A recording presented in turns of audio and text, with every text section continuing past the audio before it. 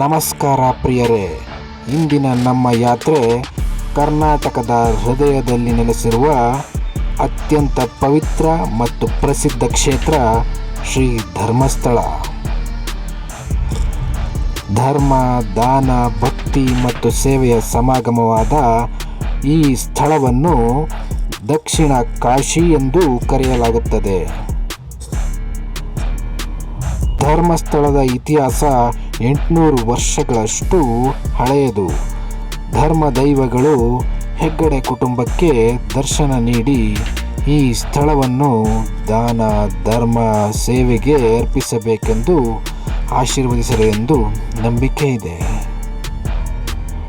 ಸುಮಾರು 800 ವರ್ಷಗಳ ಹಿಂದೆ ಧರ್ಮಸ್ಥಳದ ಹೆಗ್ಗಡೆ ಕುಟುಂಬದ ಮುಖ್ಯಸ್ಥರೊಬ್ಬರಿಗೆ ಕನಸಿನಲ್ಲಿ ಧರ್ಮ ದೇವತೆಗಳು ದರ್ಶನ ನೀಡಿ ಈ ಸ್ಥಳವನ್ನು ದಾನ ಮತ್ತು ಸೇವೆಗೆ ಅರ್ಪಿಸಬೇಕೆಂದು ಆಶೀರ್ವದಿಸಿದರೆಂದು ನಂಬಿಕೆ. ಅಂದಿನಿಂದ ಇಂದಿನವರೆಗೂ ಹೆಗ್ಗಡೆ ಕುಟುಂಬವೇ ಈ ಕ್ಷೇತ್ರದ ಆಡಳಿತ ಮತ್ತು ಸೇವೆಗಳನ್ನು ನಿರ್ವಹಿಸುತ್ತಿದೆ. ಇದು ಧರ್ಮ, ಜೈನ ಸಂಪ್ರದಾಯ ಮತ್ತು ಹಿಂದೂ ಸಂಪ್ರದಾಯಗಳ ಒಗ್ಗೂಡಿದ ಸಂಕೇತ.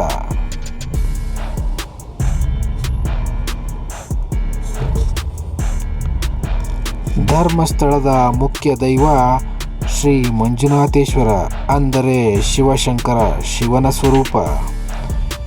ಇಲ್ಲಿನ ವಿಶೇಷತೆ ಏನಪ್ಪ ಅಂದರೆ, ದೇವಾಲಯವನ್ನು ಜೈನ ಹೆಗ್ಗಡೆ ಕುಟುಂಬ ನಿರ್ವಹಿಸುತ್ತಿದ್ದರು, ಆದರೆ ಪೀಠಾಧ್ಯಕ್ಷರಾಗಿರುವವರು ವೈಷ್ಣವ ಮಠದ ಯತಿಗಳು. ಅಂದರೆ ಇಲ್ಲಿ ಜೈನರು, ಹಿಂದೂಗಳು, ವೈಷ್ಣವ ಸಂಪ್ರದಾಯ ಎಲ್ಲವೂ ಒಟ್ಟಾಗಿ ಸೇರಿವೆ. ಇದೇ ಧರ್ಮಸ್ಥಳದ ಅನನ್ಯತೆ. ಧರ್ಮಸ್ಥಳದ ಇನ್ನೊಂದು ಹೆಸರು ಅನ್ನದಾನ ಕ್ಷೇತ್ರ. ಪ್ರತಿದಿನ ಲಕ್ಷಾಂತರ ಯಾತ್ರಿಕರಿಗೆ ಉಚಿತ ಅನ್ನ ಸಂತರ್ಪಣೆ ನಡೆಯುತ್ತದೆ. ಇಲ್ಲಿ ಜಾತಿ, ಧರ್ಮ, ಮತ ಭೇದವಿಲ್ಲದೆ ಎಲ್ಲರಿಗೂ ಅನ್ನ ಸಿಗುವುದು ಇಲ್ಲಿನ ವಿಶೇಷತೆ. ಇದೆಲ್ಲದರ ಜೊತೆಗೆ ಶಿಕ್ಷಣ, ಆರೋಗ್ಯ, ಗ್ರಾಮಾಭಿವೃದ್ಧಿ, ಸ್ವಸಹಾಯ ಸಂಘಗಳು ಎಲ್ಲ ಕ್ಷೇತ್ರಗಳಲ್ಲೂ ಧರ್ಮಸ್ಥಳವು ಸೇವೆ ಸಲ್ಲಿಸುತ್ತಿದೆ.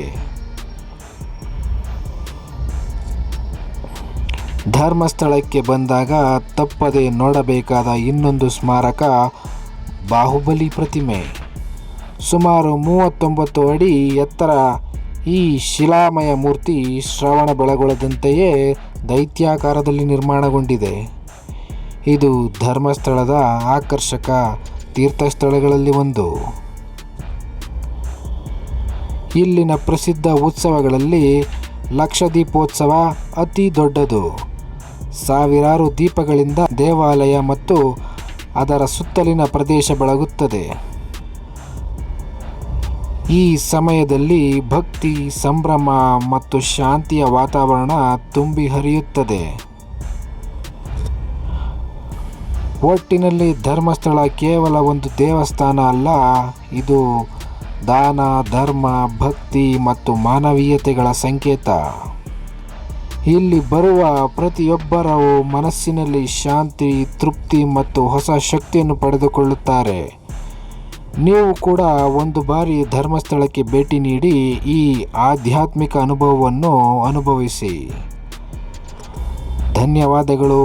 ಈ ವಿಡಿಯೋ ನಿಮಗೆ ಇಷ್ಟವಾದರೆ ಲೈಕ್ ಮಾಡಿ, ಶೇರ್ ಮಾಡಿ ಮತ್ತು ನಮ್ಮ ಚಾನಲ್ಗೆ ಸಬ್ಸ್ಕ್ರೈಬ್ ಮಾಡೋದನ್ನು ಮರೆಯಬೇಡಿ. ನಮಸ್ಕಾರ ಸ್ನೇಹಿತರೆ.